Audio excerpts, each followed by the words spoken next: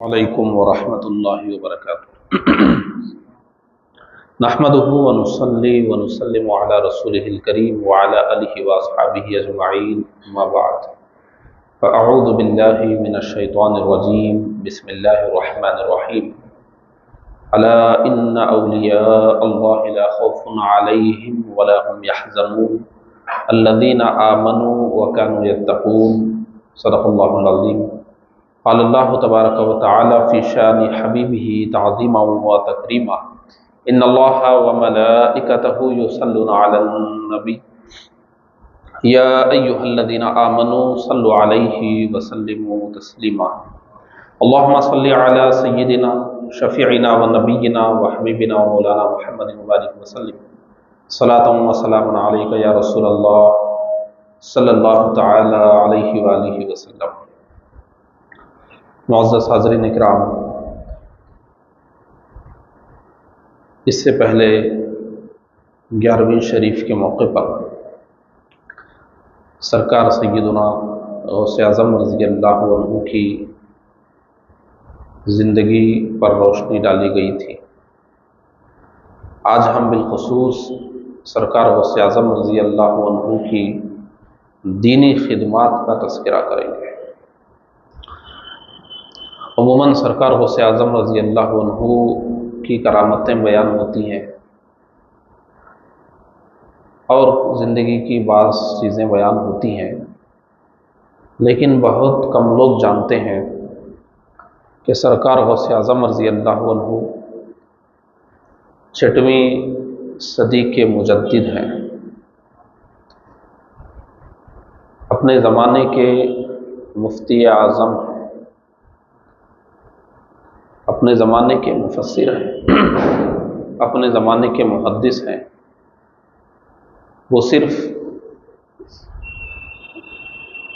اولیاء کرام کے سردار کی حیثیت سے لوگوں میں مشہور و معروف ہیں،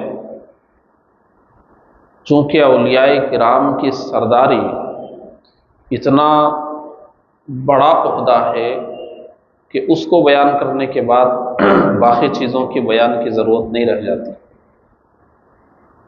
لیکن مسلمانوں کے علم کا لیول اتنا کم ہو گیا ہے کہ ان کو یہ تو معلوم ہے کہ امام الاولیاء ہیں، اولیاء کرام کے سردار ہیں، لیکن یہ نہیں معلوم کہ اپنے زمانے کے مفتی اعظم بھی وہی ہیں، اپنے زمانے کے ایک فقیہ ہیں، ایک محدث ہیں، اپنے زمانے کے مجدد بھی ہیں۔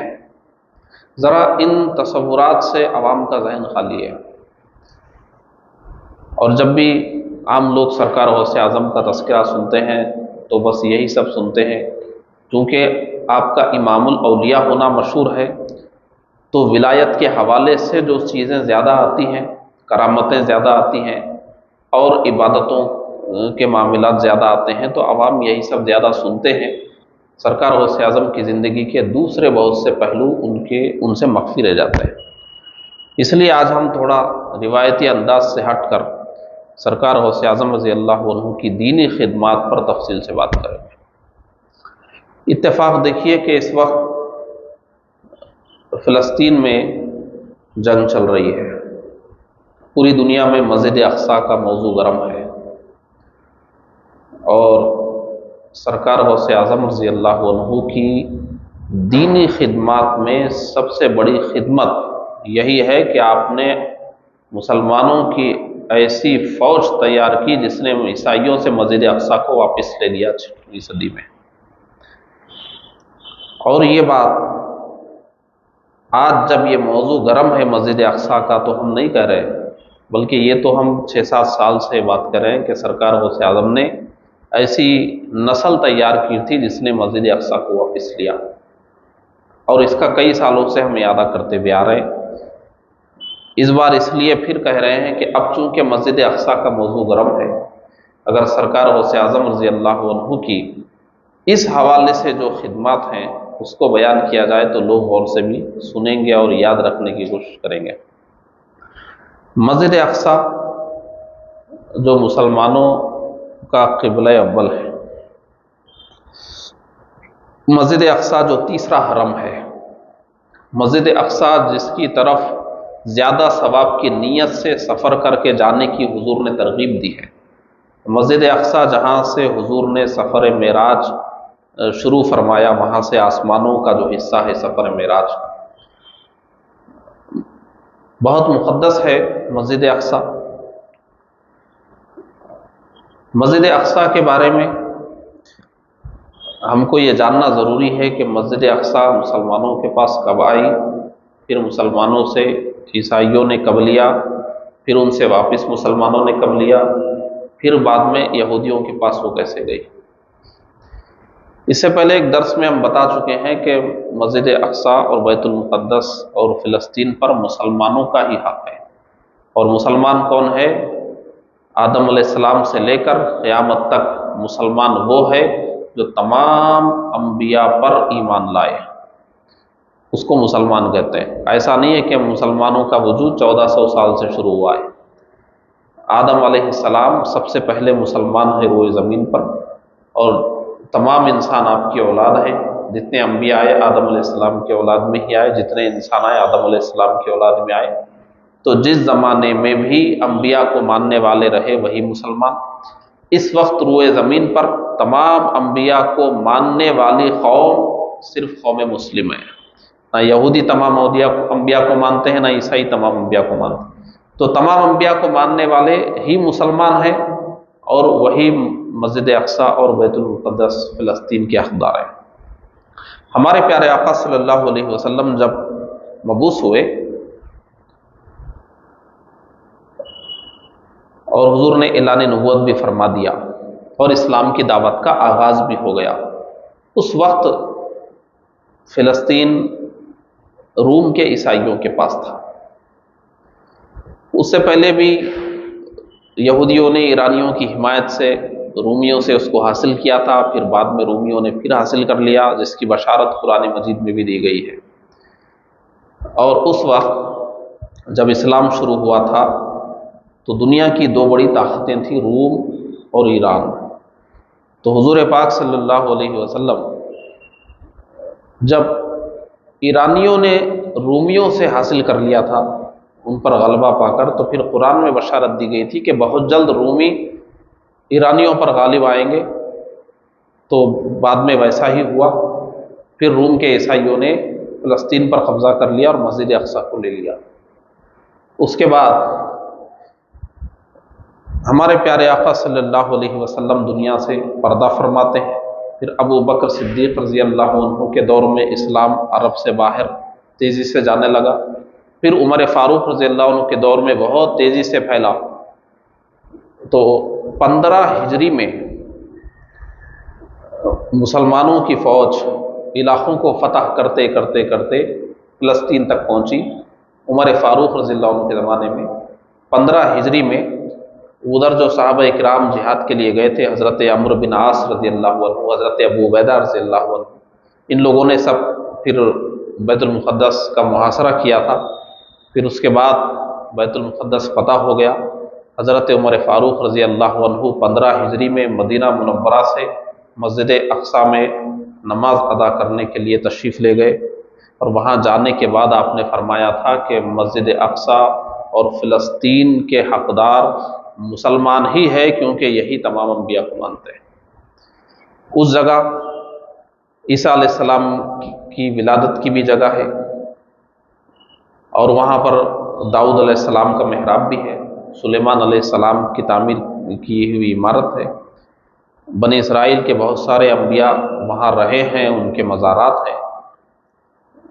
اور بعد میں حضور نے وہاں سے سفر معراج فرمایا، تو وہ جتنے تمام انبیاء آ کر گئے تھے انہوں نے سب حضور کی ابتدا میں نماز پڑھی، اور مسجد اقصیٰ میں تمام انبیاء نے ہمارے نبی کی تعریف و توصیف بیان فرمائی، ابتدا میں نماز ادا کی۔ اس سے بھی یہ معلوم ہو گیا کہ آخری نبی کی امت ہی اس کی حقدار ہے۔ نبی نے امامت کی وہاں، دیگر انبیاء نے وہاں اقتدا کی، تو جس نبی نے امامت کی انہی کی امت اس مسجد کو کی حقدار ہے، اور باقی لوگ مقتدی کی حیثیت رکھتے ہیں، اگر وہ اپنے نبی کی تعلیمات پر ہوں تو ہیں بھی نہیں۔ تو عمر فاروق رضی اللہ عنہ وہاں تشریف لے گئے۔ تو اس وقت 15 ہجری میں مسجد اقصی اور فلسطین مسلمانوں کے پاس آیا عیسائیوں سے، اور وہاں مسلمانوں کے پاس آنے سے پہلے یہودیوں کے پاس آئی، عیسائیوں کے پاس آئی، ان سے انہوں نے حاصل کیا، ان سے انہوں نے حاصل کیا۔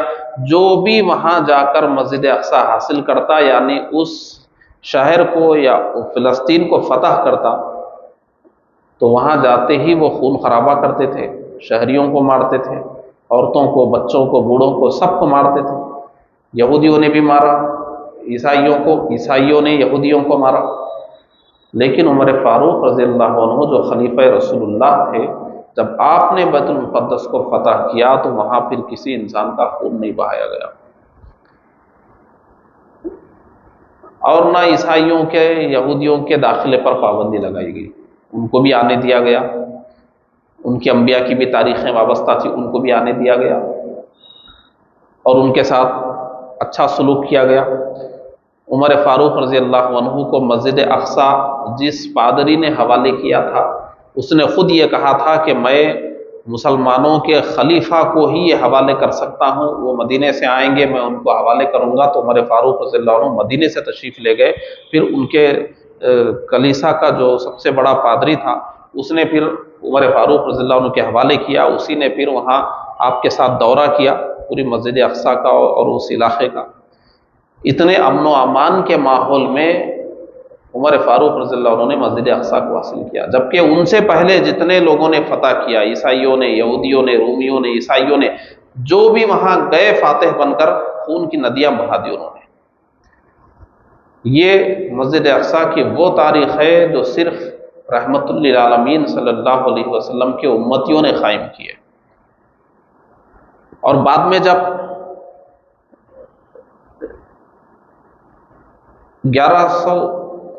1099 میں عیسائیوں نے جب مسلمانوں سے مسجد اقصی کو چھینا اور فلسطین کو فتح کیا عیسائیوں نے، تو بیت المقدس میں 70,000 مسلمانوں کا خون بہایا گیا تھا۔ 70,000 مسلمانوں کا خون بہہ رہا تھا وہاں پر، اور انسانوں کے ٹکڑے اس خون میں بہہ رہے تھے، کسی کا ہاتھ، کسی کا پیر، کسی کا سر، کسی کا دھڑ۔ لیکن جب صلاح الدین ایوبی علیہ الرحمہ نے 90 سال کے بعد واپس فلسطین کو عیسائیوں سے واپس لیا، تو 70,000 مسلمانوں کے خون کا بدلہ لینے کا حق تھا ان کے پاس، مگر کسی ایک کو بھی نہیں مارا گیا۔ سب کو امان دے دی گئی، سب کو کہہ دیا گیا کہ آپ چند روز میں اپنا سامان سمیٹ کر جائیے، کہیں چلے جائیے، کسی کو نہیں مارا گیا۔ بلکہ جو جانے کے لیے جو ٹیکس لگایا گیا تھا کہ اتنے دینار آپ کو دینا ہے، جن کے پاس تھے انہوں نے دے دیے، جن کے پاس نہیں تھے ان کا ٹیکس بھی معاف کر دیا گیا، فری میں ان کو جانے دیا گیا۔ اور وہ عیسائی خود جاتے جاتے صلاح الدین ایوبی علیہ الرحمہ کو دعائیں دے رہے تھے کہ اتنا رحم دل بادشاہ ہم نے نہیں دیکھا۔ ایک وہ تاریخ تھی عمر فاروق رضی اللہ عنہ نے جو پیش کی، دوسری وہ تاریخ تھی جو صلاح الدین ایوبی علیہ الرحمہ نے پیش کی۔ آج تک یہودی اور عیسائی دنیا کو اس کا اعتراف ہے کہ مسلمانوں نے جب بھی بیت المقدس فتح کیا تو کسی یہودی کا انہوں نے خون نہیں بہایا، کسی عیسائی کا انہوں نے خون نہیں بہایا، اور یہ محفوظ ہے تاریخ۔ تو حضور کے زمانے میں جب حضور نے اسلام کی دعوت دی تو مسجد اقصی رومیوں کے پاس تھی، روم کے عیسائیوں کے پاس۔ پھر 15 ہجری میں عمر فاروق رضی اللہ عنہ نے حاصل کر لیا۔ پھر اس کے بعد 15 ہجری سے مسلسل وہ مسلمانوں کے پاس رہی، اور 1099 میں عیسائی دنیا متحد ہو گئی۔ یہ 1099 کون سا زمانہ ہے معلوم ہے؟ جب سرکار غوث اعظم رضی اللہ عنہ 22-23 سال کے تھے اور اپنے گاؤں جیلان سے بغداد تشریف لا چکے تھے۔ 18 سال کی عمر میں بغداد تشریف لائے۔ سرکار غوث اعظم کی ولادت 1077 ہے، 1077، اور مسجد اقصی جو لی گئی ہے عیسائیوں نے لی ہے وہ 1099 میں، 1077 میں 1077 میں غوث اعظم کی ولادت ہے۔ پھر 1099 میں عیسائیوں نے مسجد اقصی کو لے لیا، اور 1095 میں سرکار غوث اعظم بغداد تشریف لائے تھے، یعنی آپ کے بغداد تشریف لانے کے 4 سال کے بعد مسجد اقصیٰ عیسائیوں کے پاس چلی گئی۔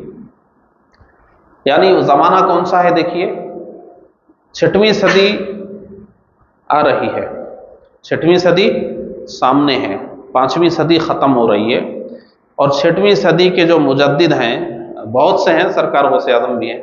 اب 6ویں صدی میں ان کی خدمات کا دور ہے، اور 6ویں صدی میں سرکار غوث اعظم نے 6ویں صدی کے آغاز سے ہی اس طریقے سے پوری زندگی دین کی خدمت کی ہے کہ آپ کی زندگی ختم ہونے کے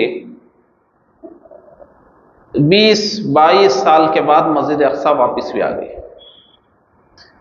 یعنی آپ جب 22-23 سال کے تھے مسجد اقصیٰ گئی مسلمانوں کے یہاں سے، اس کے بعد آپ نے مسجد اقصیٰ کی واپسی کے لیے عالمی سطح پر ایسا منصوبہ بنایا اور ایسی محنت کی، ایسی خدمت کی، وہ ہمیں بھی تفصیل بتائیں گے کہ آپ کے دنیا سے پردہ فرمانے کے صرف 20-22 سال کے اندر ہی جو نسل آپ نے تیار کی تھی اس نے عیسائیوں سے مسجد اقصیٰ کو واپس لے لیا۔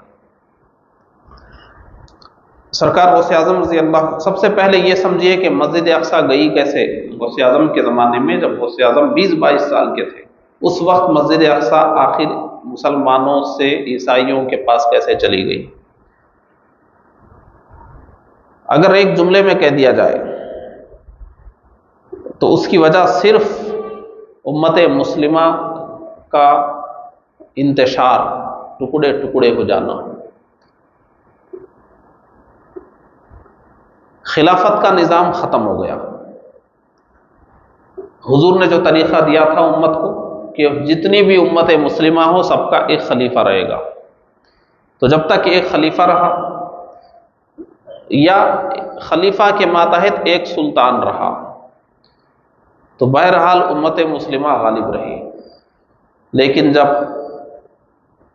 ٹکڑے ٹکڑے ٹکڑے کر لیے گئے، اس ٹکڑے کا یہ بادشاہ، اس ٹکڑے کا وہ بادشاہ، اس ٹکڑے کا وہ بادشاہ، پورے عالم اسلام کے جب ٹکڑے ہو گئے اور ہر ٹکڑے کا دوسرے ٹکڑے سے تعلق ختم ہو گیا، جیسے آج گنی آپ 55 60 57 60 ممالک ہیں، مطلب یہ ہے کہ عالم اسلام کے اتنے ٹکڑے ہیں اور ہر ٹکڑے کا ایک الگ بادشاہ ہے، یعنی امت مسلمہ اتنے ٹکڑوں میں بٹی ہوئی ہے۔ جب آپ گنتے ہیں نا اسلامی ممالک اتنے ہیں، مطلب آپ بتا رہے ہیں کہ عالم اسلام اتنے ٹکڑوں میں بٹا ہوا ہے اور کسی ٹکڑے کو دوسرے ٹکڑے سے کوئی مطلب نہیں ہے۔ حضور نے یہ نظام نہیں دیا تھا، حضور نے ایک اتحاد کا نظام دیا تھا، پورا عالم اسلام متحد تھا اور وہ ایک خلیفہ یا ایک بادشاہ کے تحت۔ اور جب یہ ٹکڑے ہو گئے تو سرکار غوث اعظم کے زمانے میں یہی ہوا، سب ملت اسلامیہ ٹکڑوں میں بٹ گئی۔ ادھر عراق میں ایک حکومت تھی عباسیوں کی، ان کا خلیفہ بغداد میں تھا، ادھر مصر میں فاطمیوں کی حکومت، یہ جو فلسطین کے اطراف کے علاقے ہیں انہی کو آپ دیکھ لیجئے۔ ملک شام میں ٹکڑے ہیں سب، اس شہر کا ایک بادشاہ ہے، اس شہر کا ایک بادشاہ ہے، اس شہر کا ایک بادشاہ ہے، اور یہ بھی آپس میں ایک دوسرے کے شہر چھیننے کے لیے لڑ رہے ہیں آپس میں۔ تو مصر میں فاطمیوں کی حکومت چل رہی ہے، ادھر عراق میں، ادھر اور عراق اور ادھر شام، ادھر ترکی کے علاقوں میں سلجوقیوں کی حکومت چل رہی ہے، عباسی خلیفہ کمزور ہو گیا ہے، تو ملک شام کے ٹکڑے ہو گئے ہیں، عراق کے ٹکڑے ہو گئے ہیں، مصر میں کمزور حکومت ہے۔ تو اس وقت دیکھیے جب مسلمان اتنے کمزور ہو گئے، 3 بڑی حکومتوں کے نام لے سکتے ہیں سرکار غوث اعظم کے زمانے میں۔ ایک خلافت عباسیہ، وہ بھی کمزور، سلجوقیوں کی حکومت، وہ بھی آپسی جھگڑوں کی وجہ سے وہ بھی بے جان ہو گئی تھی، اور فاطمی خلافت مصر کی وہ بھی مردہ ہو چکی تھی۔ یہ 3 بڑی حکومتوں کا یہ حال تھا، باقی چھوٹے چھوٹے چھوڑ دیجئے۔ ان لوگوں کی کمزوریوں کی وجہ سے، کمزوریوں کو دیکھ کر، جو اس وقت یورپ میں جو عیسائی تھے، فرانس میں، اٹلی میں اور ادھر علاقوں میں، جو اس وقت مشرق اور مغرب کے کلیسا ہوئے کرتے تھے، وہاں پر بڑے بڑے پادری تھے اور بڑے بڑے جرنیل تھے، وہاں پر سپہ سالار تھے، ان لوگوں کو خیال آ گیا کہ مسلمان اس وقت کمزور ہے، ہم کو مسجد اقصیٰ لینے کی کوشش کرنا چاہیے۔ ان کے ذہنوں سے مسجد اقصیٰ نکلی نہیں تھی۔ اس کے بعد انہوں نے پوری عیسائی دنیا میں ایک پروپیگنڈا پھیلایا۔ کیا پروپیگنڈا؟ مسجد اقصیٰ میں جو عیسائیوں کو آنے کی اجازت تھی تو وہ لوگ شرافت سے نہیں آتے تھے، ناچتے گاتے ہوئے، بجاتے ہوئے، تماشا کرتے ہوئے آتے تھے اس مقدس مقام پر بھی۔ اور جب ان کے پاس تھا تب بھی وہی حال، وہی تماشے تھے، اور جب آتے تھے تو تماشا۔ تو مسلمان حکمرانوں نے ان کو اتنا پابند کیا کہ آپ احترام سے آئیے مسجد اقصیٰ میں، بیت المقدس میں، مقدس شہر ہے، احترام سے آئیے، یہ تماشا کرتے ہوئے مت آئیے۔ ان کے تماشوں پر پابندی لگائی تھی۔ ان لوگوں نے عیسائی دنیا میں جا کر جھوٹی داستانیں سنائی کہ جو عیسائی وہاں زیارت کے لیے جا رہے ہیں ان پر یہ ظلم ہو رہا ہے، یہ ظلم ہو رہا ہے، ایسا ظلم ہو رہا ہے، یوں مارا جا رہا ہے، یوں کاٹا جا رہا ہے۔ اب اس وقت تو کوئی ایسا ویڈیو کا دور تھا نہیں کہ ویڈیو بتائیے کہاں کاٹا جا رہا ہے۔ اس وقت آنے والا جو بول دے اسی کو، وہی میڈیا تھا، مسافر ہی میڈیا تھے اس وقت۔ ادھر سے آئے اس شہر سے 8-10 مسافر آئے، 8-10 مسافروں نے سیم ایک ہی بات بول دی، وہاں تو ایسا ہو رہا ہے، تو ادھر سمجھ جاتے تھے کہ ہاں بھائی ایسا ہوا۔ تو یہ مسافرین اگر متحد ہو کے پروپیگنڈا کر دیں کہ ہم سب مسافروں کو ایک ہی افواہ اڑانا ہے، تو سب ایک ہی افواہ اڑا دیں تو لوگ سمجھتے تھے یہی ہو رہا ہے۔ تو ایسا ہی ہوا۔ تو جو پادری تھے اور جو ان کے بادشاہ قسم کے لوگ تھے، انہوں نے یہ کیا کہ یہ پروپیگنڈا پھیلاؤ پوری عیسائی دنیا میں کہ عیسائیوں پر ایسا ظلم ہو رہا ہے اور مسلمان کمزور ہے، لہٰذا اب بڑی سے بڑی فوج تیار کر کے مسجد اقصیٰ کو واپس لینے کی کوشش کرنا ہے۔ تو ان لوگوں نے عیسائی دنیا کو متحد کر دیا، حالانکہ ان میں بہت اختلافات تھے۔ ادھر امت مسلمہ انتشار کا شکار تھی، ادھر عیسائی دنیا متحد ہو گئی، اور متحد ہو کر بڑی بڑی فوجیں آئیں، اور ایک کے بعد ایک شہر، ایک کے بعد ایک شہر لیتے لیتے لیتے وہ لوگ مسجد اقصیٰ بیت المقدس تک پہنچ گئے، اور وہ ایک ایک شہر جاتا رہا اور مسلمان کچھ نہیں کر سکتے تھے۔ کیوں؟ نہ عباسی خلیفہ میں کوئی دم رہ گیا تھا، نہ سلجوقیوں میں کوئی دم تھا، نہ فاطمیوں میں کوئی دم تھا۔ اب باقی کون کیا کرتا؟ ایک ایک ایک ایک شہر۔ جب سرکار غوث اعظم بغداد تشریف لائے تو اس وقت طرابلس بھی عیسائیوں کے قبضے میں جا چکا تھا، انطاکیہ بھی جا چکا تھا، اور مدینۃ الرحا بھی جا چکا تھا ان کے قبضے میں، اور بیت المقدس بھی گیا۔ اتنی یہ چار مضبوط سلطنتیں عیسائیوں کی قائم ہو گئی تھی ملک شام میں، مسلمانوں کے سینے پر عیسائیوں کی، اور یہیں پر وہ لوگ رکنے والے نہیں تھے، اور تباہی عالم اسلام پر آنے والی تھی۔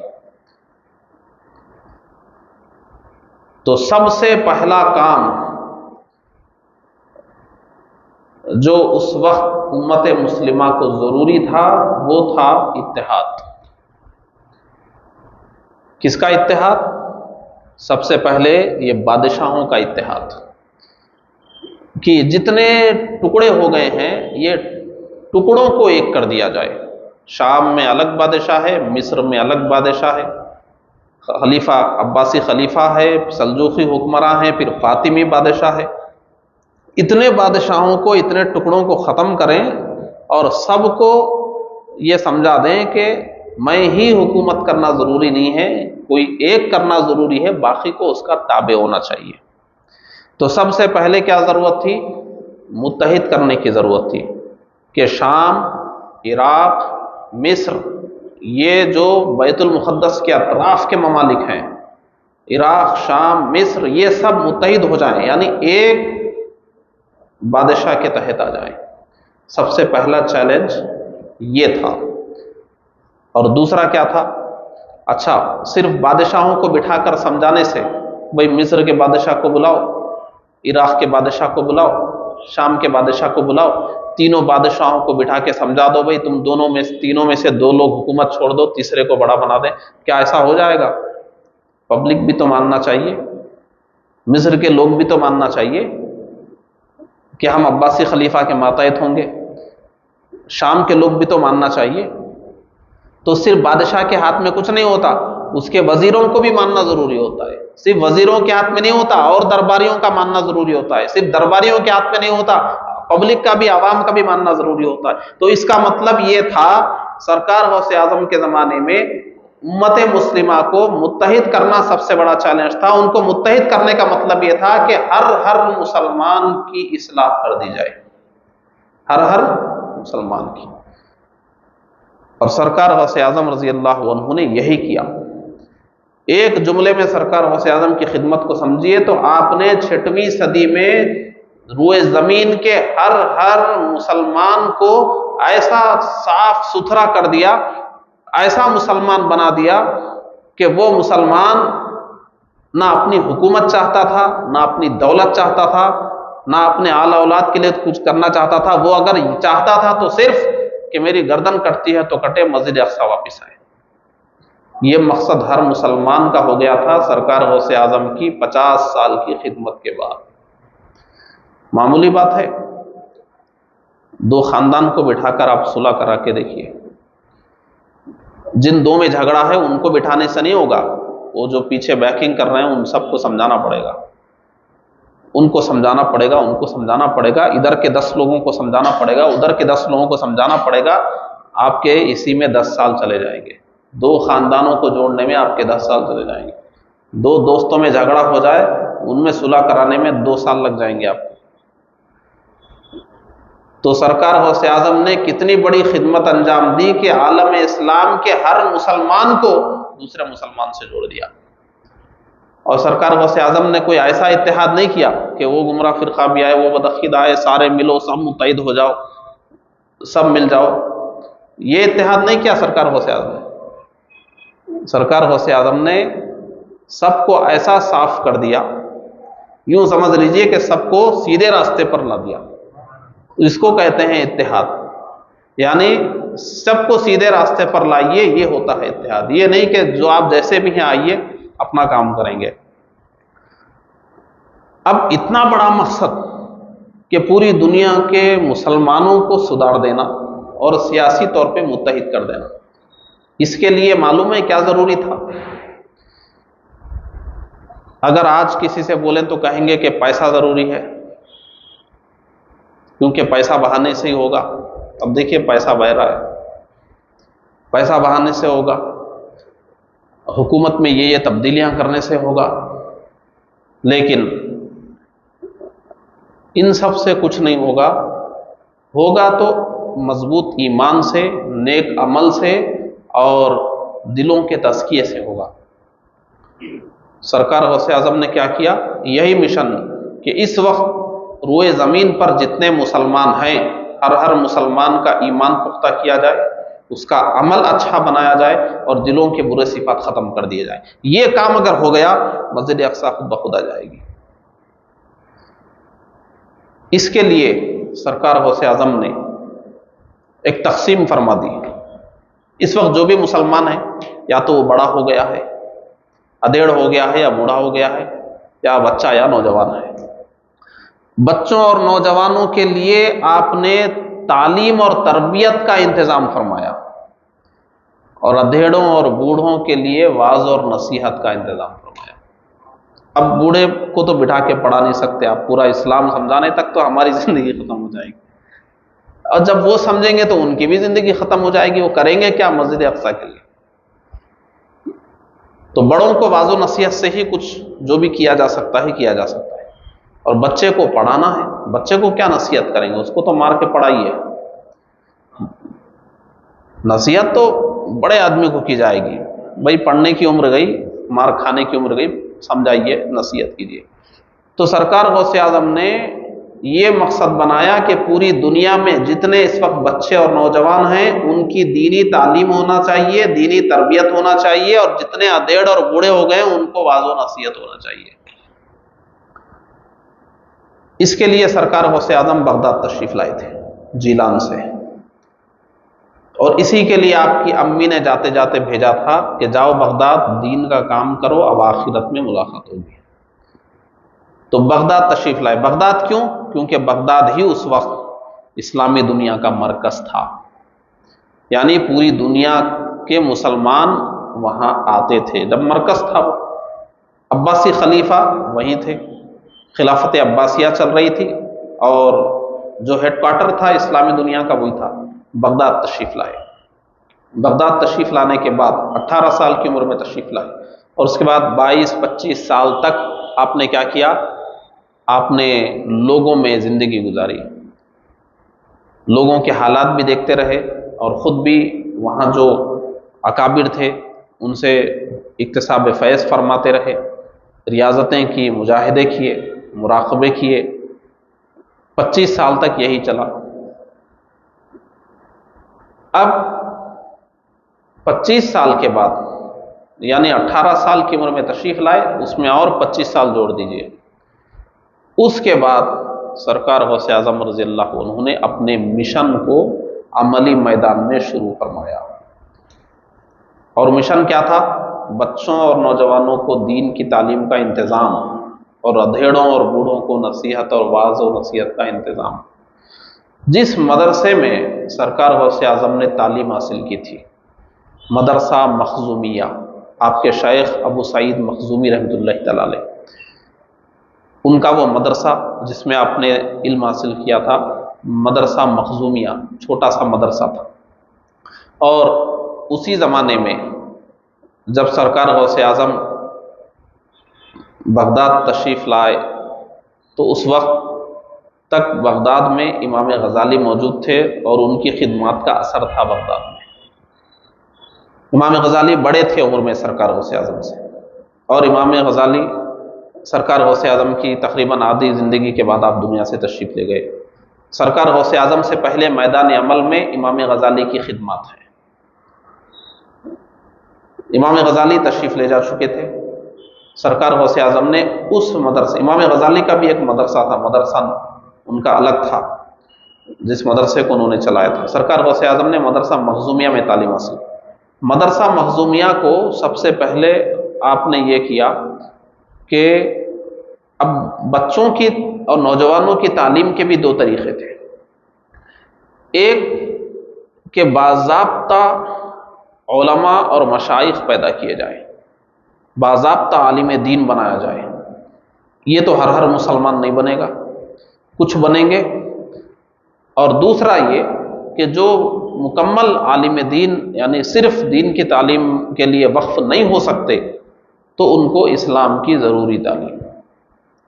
تو ضرورت تھی دو قسم کے مدرسوں کی، ایک مدرسہ جس میں مکمل اعلیٰ تعلیم کے ساتھ ان کو بہت بڑا عالم دین بنایا جائے، اور ایک وہ مدرسہ جس میں دین کی ضروری تعلیم دی جائے۔ سرکار غوث اعظم نے بڑے بڑے شہروں کے لیے یہ منصوبہ دیا کہ بڑے بڑے شہروں میں بڑے بڑے مدرسے مکمل عالم دین بننے کے لیے کھولے جائیں، اور ہر محلے میں، ہر گاؤں میں، ہر مسلمانوں کی بستی میں مکاتب، مکتب یعنی چھوٹا مدرسہ، منی مدرسہ بول لیجیے اس کو، جز وقتی، صبح کچھ دیر یا شام کچھ دیر پڑھ کر دین کی تعلیم حاصل کر لیجیے جتنی ایک مسلمان کو ضروری ہے۔ تو مدارس کا جال بچھایا آپ نے، مکاتب کا بھی۔ تو جو اعلیٰ تعلیم حاصل کرنا ہو مدارس میں آ جائے گا، جو ضروری تعلیم کے لیے مکاتب میں۔ اور یہ کوئی آسان کام ہے؟ بولنے میں بہت آسان، کیا ہے؟ مدرسہ کھول کر دیکھیے، ہمارے بزرگوں نے فرمایا جس کو کوئی پریشانی نہیں ہو مدرسہ کھول لے۔ تو پریشانی کس کو بولتے ہیں اس کو معلوم ہو جائے گا۔ تو معمولی بات نہیں تھی مدرسہ کھولنا۔ سرکار غوث اعظم نے مدرسہ مخزومیہ کو اتنا بڑا کر دیا کہ کہیں سے بھی کوئی مسلمانوں کا بچہ پڑھنے کے لیے آئے تو اس کو رہنے کا انتظام ہو، پڑھنے کا انتظام ہو۔ مدرسہ مخزومیہ کو آپ نے اتنا بڑا کیا کہ اب بعد میں انہی کے نام سے وہ مدرسہ ہو گیا کہ مدرسہ قادریہ۔ اور آپ نے اتنا بڑا کیا اس مدرسے کو کہ بغداد میں جس کے پاس کوئی پیسہ تھا انہوں نے پیسہ دیا، چندہ، اور جن کے پاس پیسے نہیں تھے انہوں نے اس مدرسے میں کام کیا۔ تو جس کے پاس پیسہ تھا پیسے سے، جو پیسہ نہیں ہے تو کام کر کے بہت بڑے مدرسے کی بنیاد آپ نے رکھ دی۔ اور جیسے ہی آپ نے اس مدرسے کی مشن کو شروع کیا تو اس وقت جتنے بزرگ تھے، جہاں تھے، جتنے تھے، سب نے اس مدرسے کے پروجیکٹ کو آگے بڑھایا۔ پوری امت مسلمہ عالم اسلام میں مدارس کا جال بچھ گیا، مکاتب کا جال بچھ گیا، یعنی منصوبے کا ایک حصہ ہو گیا کہ ہر بچے کو پڑھنا چاہیے دین کی تعلیم، اور اس میں نظام کیا بنایا گیا معلوم ہے؟ یہ نظام بنایا گیا کہ بچہ پہلے ایمان عقیدہ کیا ہے سمجھے، پہلے کیا سمجھے؟ ایمان اور عقیدے کو سمجھے تاکہ بدعقیدگی ختم ہو جائے، اور دوسری چیز فقہ پڑھے، عبادت کیسے کرنا ہے، زندگی کیسے گزارنا ہے، عمل کیسے کرنا ہے، تیسری چیز تزکیہ، دلوں کے برے صفات جائیں، دنیا کی محبت جائے اور آخرت کی فکر آئے، اور ساتھ ہی ساتھ اس کو یہ فکر بھی دی گئی کہ تم کو مسجد اقصی حاصل کرنا ہے اپنی زندگی میں۔ اور معلوم ہے ان مدرسوں میں کون بچے زیادہ پڑھنے کے لیے آئے؟ وہ جن مسلمانوں کے علاقوں پر عیسائیوں نے قبضہ کر کے مسلمانوں کا خون بہایا تھا، جو بچے یتیم ہو گئے تھے، انہی سب علاقوں کے بچے وہاں آ کر سرکار غوث اعظم کیا اور آپ کی تحریک پر شروع ہوئے تمام مدرسوں میں تعلیم حاصل کر رہے۔ اب جب اس ذہن کے ساتھ ان کو پڑھایا گیا کہ تم کو ایمان مضبوط رکھنا ہے، عقیدہ صحیح رکھنا ہے، عمل اچھا کرنا ہے، دل کا تزکیہ کرنا ہے، اور اسلام کی سربلندی کے لیے تم کو دنیا عیسائیت سے لڑنا ہے اور ہمارا حرم مسجد اقصی کو واپس لینا ہے، اس ذہنیت کے ساتھ جب 50 سال تک بچوں کو اور نوجوانوں کو تیار کیا جائے گا تو کتنی نسلیں آئیں گی اس میں سوچیے۔ 5-6 سال میں ایک نسل پڑھ کے بازو ہو جاتی ہے، بہت کہہ لیجئے تو 10 سال میں ایک نسل بازو ہو گئی، 10 سال میں ایک نسل بازو ہو گئی، 10 سال میں ایک نسل بازو ہو گئی۔ اس طرح اگر 40-50 سال گزر جائیں، سرکار غوث اعظم کی زندگی میں تقریباً مدرسہ شروع کرنے کے بعد 40 سال تو گزر گئے، تو 4 نسلیں ویسی تیار ہو گئی جیسی سرکار غوث اعظم چاہتے تھے، امت مسلمہ کو ضرورت تھی۔ تو اس کا مطلب یہ ہوا کہ سرکار غوث اعظم نے جب اپنی جوانی میں یہ مشن شروع کیا تو دنیا سے آپ جب جا رہے تھے تو اس وقت جو بھی زندہ تھا اس کا عقیدہ بھی آپ نے درست کر دیا تھا، عمل بھی درست کر دیا تھا، دل کا تزکیہ بھی فرما دیا تھا، اور اسلام کی سربلندی کے لیے کٹنے مرنے کو بھی تیار۔ اب کچھ نہ کچھ بدعقیدے ہر دور میں ہوں گے، کچھ نہ کچھ بگڑے ہوئے ہر دور میں ہوں گے، لیکن کچھ سے فرق نہیں پڑتا ہے، اکثریت سے فرق پڑتا ہے۔ سرکار غوث اعظم رضی اللہ عنہ نے جو مدرسہ قادریہ قائم فرمایا اور آپ کی تحریک پر جتنے مدرسے ہوئے، اور صرف ایسا نہیں کہ سرکار غوث اعظم نے شروع کیا، سرکار غوث اعظم نے پہلے مدرسہ قادریہ رکھا، لیکن جب آپ کی اولاد بڑی ہوئی، آپ کے بیٹے، آپ نے بہت کم سنا ہوگا کہ کسی نے سرکار غوث اعظم کے بیٹوں پر بات کی ہو۔ حضرت سیدنا عبد الوہاب رضی اللہ عنہ، حضرت سیدنا عبد الرزاق رضی اللہ عنہ، حضرت سیدنا عبد العزیز رضی اللہ عنہ، حضرت سیدنا موسیٰ رضی اللہ عنہ، حضرت سیدنا عیسیٰ رضی اللہ عنہ، یہ سب سرکار غوث اعظم کے اولاد ہیں۔ یہ سب بھی اپنے وقت کے زبردست عالم دین بنے مدرسہ قادریہ میں سرکار غوث اعظم کے بعد۔ پھر ان کے پوتروں کی لسٹ الگ ہے، بیٹوں کی لسٹ الگ ہے، پوتروں کی لسٹ الگ ہے، اور یہ سب بغداد میں نہیں رہے کہ ہمارے ابو کا بنایا ہوا مدرسہ ہے یہیں بیٹھیں گے، کسی کو آپ نے ادھر بھیج دیا، کسی کو ادھر بھیج دیا، اور اس وقت فلسطین میں بھی جا کر آپ کی آل اولاد بس گئی، اور جس حساب سے تاریخ ہم پڑھتے ہیں آج بھی سرکار غوث اعظم کی اولاد ضرور ہوگی فلسطین میں۔ یہ اور بات ہے کہ شاید مشہور و معروف نہ ہو لیکن ہوگی، کیونکہ سرکار غوث اعظم نے جو مشن اٹھایا تھا، ایسا نہیں کہ اپنے بیٹوں کو پوتروں کو انہوں نے مزے میں رکھا، مریدین کو بھگایا صرف، ایسا نہیں، پہلے اپنے بیٹوں کو اپنے پوتروں کو پھیلایا پورے شام، عراق اور مصر میں،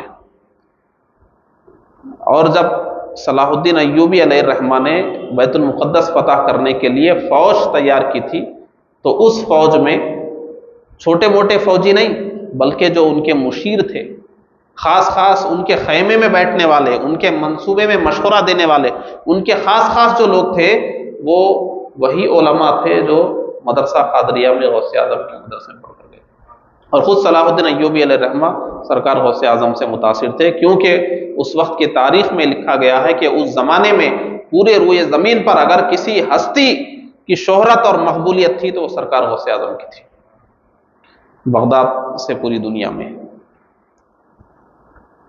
اس وقت صلاح الدین ایوبی علیہ الرحمہ نور الدین زنگی علیہ السلام، اور ان سے بھی پہلے عماد الدین زنگی، یہ سب ایسے سپہ سالار تھے، ایسے جرنیل تھے، ایسے زبردست سپاہی تھے، ان کے پاس وہ دماغ تھا کہ یہ عیسائیوں سے مسجد اقصی واپس لے سکتے تھے، لیکن ان کو فوج چاہیے تھا، ایسی فوج جو پیسوں کے لیے نہ لڑ رہی ہو، اسلام کے غلبے کے لیے لڑ رہی ہو، ایسی فوج جو رات میں قرآن پڑھے اور تہجد پڑھے صبح میدان جنگ میں آئے، ایسی فوج جو میدان جنگ میں بیوی بچوں کو یاد کر کے نہ روئے بلکہ اللہ اور اس کے رسول کے لیے روئے، ایسی فوج جو لاکھوں کی تعداد میں ملی صلاح الدین ایوبی علیہ الرحمہ کو، تو وہ سرکار غوث اعظم رضی اللہ عنہ نے تیار کی تھی اور آپ کے زمانے کے بزرگوں نے تیار کی تھی، تب جا کر وہ فتح ہوئی۔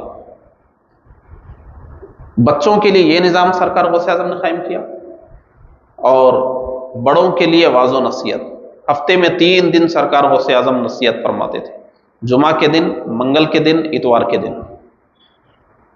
پوری دنیا سے لوگ جاتے تھے، جیسے آج جا رہے ہیں نا عمرہ کرنے کے لیے، ویسے جاتے تھے کہ شیخ عبد القادر جیلانی کا واعظ سنیں گے زندگی بدل جائے گی۔ ارے ڈاکو توبہ کر لیتے تھے، ڈاکو معمولی بات ہے، ڈاکو توبہ۔ آپ کسی لیڈر سے کہیے آپ لیڈر ہی چھوڑ دیجیے، کوئی ایک محلے کا بھی لیڈر ہے تو آپ بول دیجئے کہ آج سے آپ لیڈری سے توبہ کر لیجیے، کریں گے؟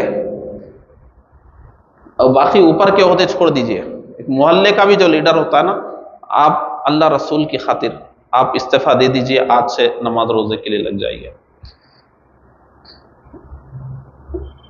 تو سوچئے اس وقت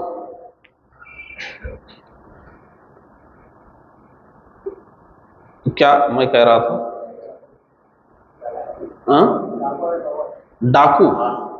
ڈاکو جب آتے تھے سرکار غوث اعظم کے پاس تو واز سن کے توبہ کر لیتے تھے کہ نہیں اب ڈکیتی نہیں کرنا ہے۔ آج یہودی مار رہے ہیں نا مسلمانوں کو، کسی یہودی کو مسلمان بنانا معمولی بات نہیں ہے۔ سرکار غوث اعظم کا واز سن کر یہودیوں نے بھی اسلام قبول کیا ہے، عیسائیوں نے اسلام قبول کیا ہے، فاسق اور فاجر نے فسق و فجور سے توبہ کر لی، نیک لوگ اور نیک بن گئے۔ اور سرکار غوث اعظم کا واز یہ ایسا نہیں رہتا تھا 8-10 لوگ بیٹھے ہوئے، 70,000 لوگ ہوتے تھے ایک وقت۔ سرکار غوث اعظم نے واز شروع فرمایا تھا تو 3 لوگ بیٹھے ہوئے تھے سامنے، اور چند سال کے بعد 70,000 کا مجمع ہوتا تھا سامنے۔ وہ 70,000 کا مجمع کہاں سے آتا تھا؟ پوری دنیا سے آتا تھا کہ چلو واز سن کر آئیں گے، ہماری زندگی بدل جائے گی۔ اور لوگ بولتے بھی تھے شیخ عبد القادر جیلانی کا واز سن کر آئے ہیں، اب تو زندگی بدلو۔ واز و نصیحت سے ادھیڑوں اور بوڑھوں کی آپ نے ایسی اصلاح فرمائی، کیونکہ دیکھیے صرف بچوں اور نوجوانوں کو سدھارنے سے معاشرہ ٹھیک نہیں ہوگا۔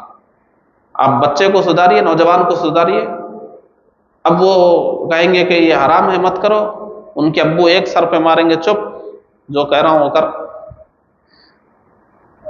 تو گھر خاندان کو سدھارنے کا مطلب صرف اس گھر کے جوانوں کو پڑھانے سے نہیں ہوگا، بڑوں بوڑھوں کو بھی اب پڑھائیں گے تو تبھی وہ بچہ بھی عمل کر سکے گا۔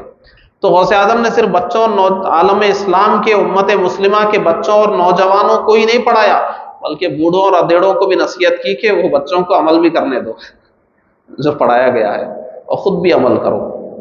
بوڑھوں کو تیار کیا، ادھیڑوں کو تیار کیا، جوانوں کو تیار کیا، نوجوانوں کو تیار کیا، بچوں کو تیار کیا، ان پوری نسلوں کو سرکار غوث اعظم نے 40 سال میں ایسا تیار کیا کہ آپ کے پردہ فرماتے وقت سب کا مشن ایک ہی تھا، ہمارا سر کچھ نہیں ہے، اسلام کی سربلندی ہونا چاہیے۔ اب آپ غور کیجئے، آج بھی فلسطین میں مسلمانوں پر ظلم ہو رہا ہے، مسجد اقصی ہمارے پاس نہیں ہے، لیکن کیا آج ہی ایسا ہوا ہے کہ آج ہی فلسطین میں مارے جا رہے ہیں؟ سرکار غوث اعظم کے زمانے میں بھی جب 70,000 مسلمان مارے گئے تھے اور عیسائیوں نے مسجد اقصی پر قبضہ کر لیا تھا، تو اس وقت ہمارے ان اولیاء کرام نے اپنی خدمتوں سے پوری امت مسلمہ کو سدھار کر یہ میسج دیا تھا کہ پوری امت مسلمہ اگر سدھر جائے گی، مسلمانوں کی اکثریت اگر سدھر جائے گی، تو پھر کوئی دشمن اسلام مسلمانوں پر ظلم نہیں کر سکے گا، اور اس کے لیے بڑا مشن بنانا پڑے گا۔ ہم چاہیں گے کہ تھوڑے دن اسرائیل کا بائیکاٹ کریں، ٹھیک ہے چلو میں 2 مہینے بائیکاٹ کر دیا نا، کچھ نہیں ہوا، کچھ نہیں ہوگا، ارے چلو اتنا ہم چلا چکے ہیں، کچھ نہیں ہوا، کچھ نہیں ہوگا۔ جو خرابیاں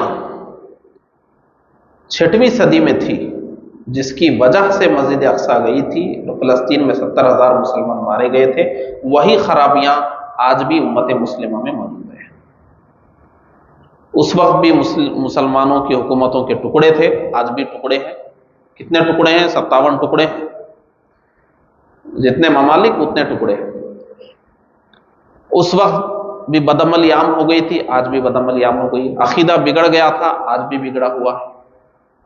اور مسلمانوں کا آپس میں تعلق ختم ہو گیا تھا، ایک دوسرے سے ہمدردی ختم ہو گئی تھی، آج بھی ہو گئی ہے۔ تو سمجھ میں یہ آیا کہ اگر اولیاء کرام کی زندگی کو آپ دیکھیں گے، ان کی زندگی کو سمجھیں گے، تو اس سے ہم کو یہ سمجھ میں آئے گا کہ صرف کچھ پروڈکٹس کا بائیکاٹ کر دینے سے یا تھوڑا بہت کچھ آواز اٹھا لینے سے کچھ نہیں ہوگا، ہر شخص کو اپنی زندگی بدلنا ہوگا۔ اس کے بعد کیا ہوا معلوم ہے؟ بہت مزے کی بات میں آپ کو بتاتا ہوں۔ سرکار غوث اعظم پردہ فرما چکے، تب تک بہت کچھ ہو چکا تھا۔ صلاح الدین ایوبی علیہ، سب سے پہلے عماد الدین زنگی، جو 3 لوگوں کا نام یاد رکھیے جنہوں نے مسجد اقصیٰ کو واپس لیا ہے۔ ایسے تو بہت نام ہیں مگر بڑے بڑے 3 نام آپ کو دیتا ہوں۔ سرکار غوث اعظم کے زمانے میں جن 3 لوگوں نے سب سے زیادہ محنت کی ہے، شروعات جو کی عماد الدین زنگی، جنہوں نے مدینۃ الرحا کو واپس لیا 1144 میں۔ 1144 مطلب سرکار غوث اعظم کی زندگی چل رہی ہے۔ سرکار غوث اعظم کی زندگی کب سے کب ہے؟ وہی 1077 سے لے کر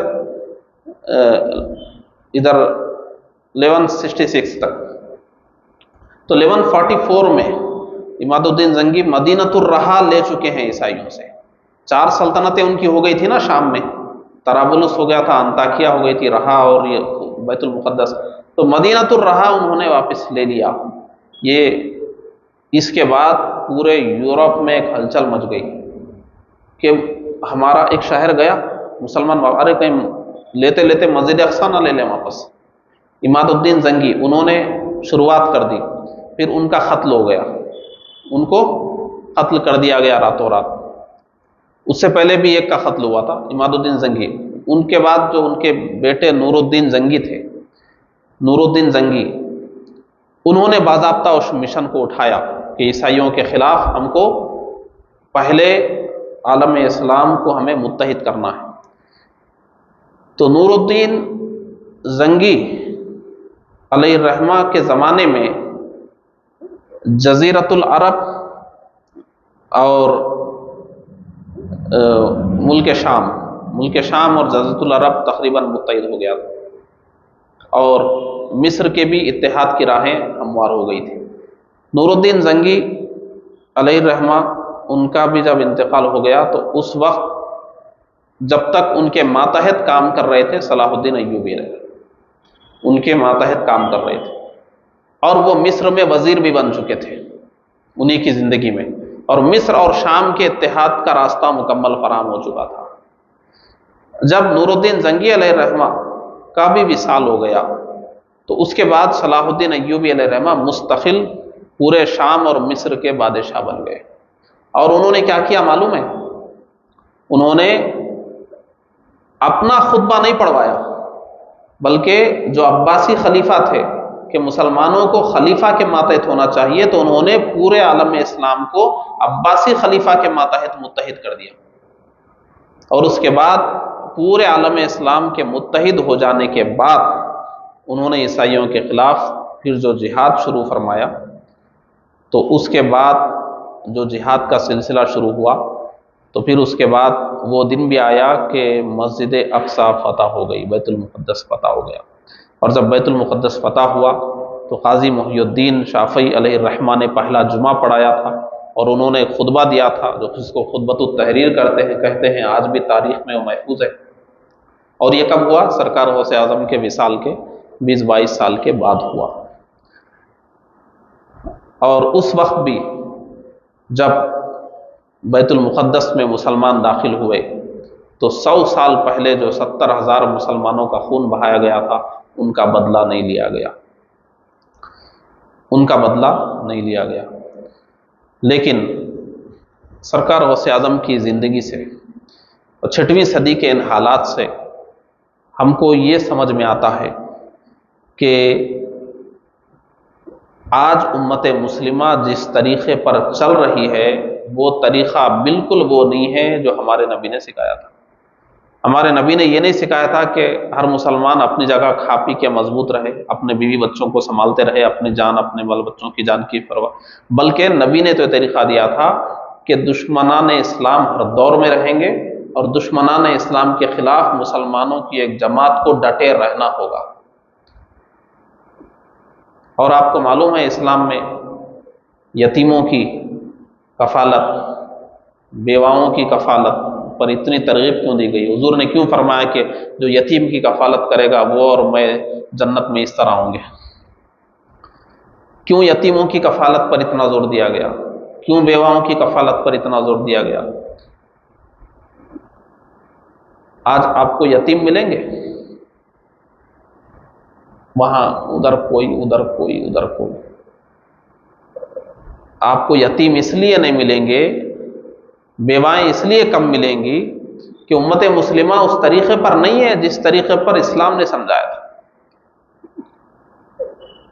دشمنان اسلام ہمیشہ ہوں گے، ان کے مقابلے میں مسلمانوں کی جانیں جاتی رہیں گی، کچھ مسلمان اپنی گردن کٹاتے رہیں گے اسلام کے لیے، اسلام کے لیے جان دیتے رہیں گے، اور ان کی بیویاں بیوہ ہوتی رہیں گی، بچے یتیم ہوتے رہیں گے، تو انہیں یہ نہ رہے کہ میرے بچوں کا کیا ہوگا، میری بیوی کا کیا ہوگا۔ اسلام نے ایسا نظام دیا تھا، ایک مجاہد میدان جنگ میں یہ پرواہ نہ کرے کہ میں مر گیا تو میرے بیوی بچوں کا کیا ہوگا۔ حضور نے ایسا نظام دیا تھا کہ یتیموں کی بھی کفالت ہو جائے گی، بیواؤں کی بھی کفالت ہو جائے گی۔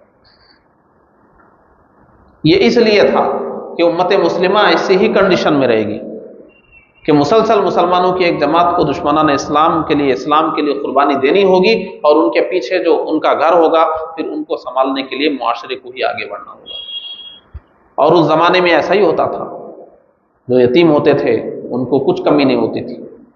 آج کوئی یتیم ہو جائے کوئی پوچھنے والا نہیں ہے اس کو، بہت ہوگا تو عید میں کپڑے سلا دیں گے، رمضان میں راشن ڈالا دیں گے، بس اس سے زیادہ کوئی پوچھنے والا نہیں ہے۔ اگر وہ بیمار ہو جائے تو اس کو چھوڑ دیں گے کہ بھائی جانے دو، کوئی پوچھنے والا نہیں ہوگا۔ تو امت مسلمہ معلوم ہے کیسے جی رہی ہے؟ جس طریقے پر نبی نے امت کو رہنے کا حکم دیا تھا اس سے ہٹ کر لوگ اسلام کی سربلندی کا مطلب کیا سمجھ رہے ہیں؟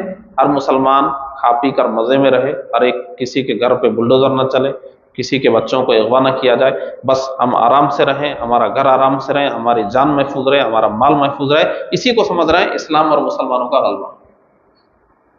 اسلام اور مسلمانوں کا غلبہ یہ ہے کہ مسلمان کا ایمان مضبوط رہے، اس کا عمل اچھا رہے، اس کے دل کا تزکیہ ہو، وہ اسلام کے راستے پر چلے اور ہر جگہ اسلام ہی اسلام نظر آئے۔ آج مسلمانوں کی بستی میں بھی اسلام ڈھونڈنا پڑتا ہے، مسلمان کے گھر میں اسلام کو ڈھونڈنا پڑتا ہے۔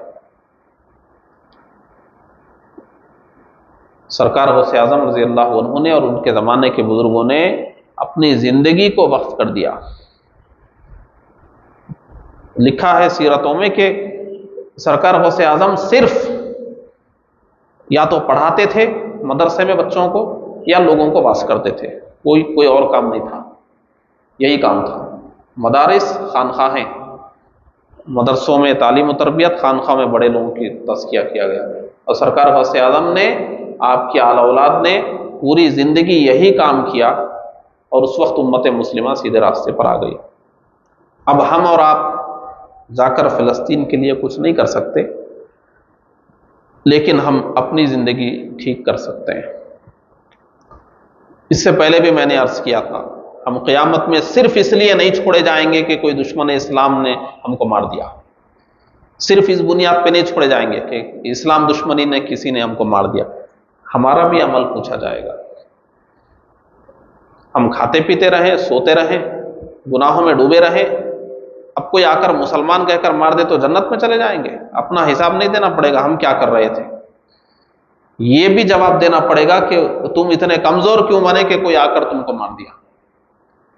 اتنے کمزور تم کیوں بن گئے؟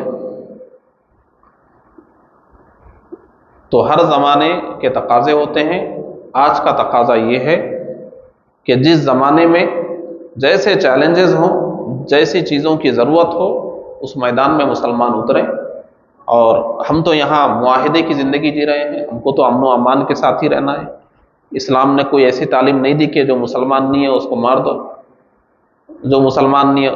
اسلام نے تو یہ کہا ہے کہ سب کو امن کے ساتھ رہنا ہے۔ آپ اسلام کی دعوت دیجئے، اسلام کو پھیلائیے، مسلمانوں میں اسلام کو نافذ کرنے کی کوشش کیجیے، اور ایسا مسلمان تیار ہو کہ غیر مسلم ان کو دیکھ کر متاثر ہو کہ کتنا اچھا مذہب ہے، کتنے اچھے مذہب کے لوگ ہیں، ان میں ضم ہونے کی وہ کوشش کرے۔ تو الحمدللہ آج سرکار غوث اعظم کی زندگی پر ہم نے ایک نئی جہت سے بھی آپ کی خدمات کو سمجھنے کی کوشش کی ہے، اور اس وقت اس کو عام کرنے کی بھی ضرورت ہے۔ اللہ تبارک و تعالی ہم سب کو نیک توفیق عطا فرمائے۔ وآخر دعوانا الحمدللہ رب العالمین۔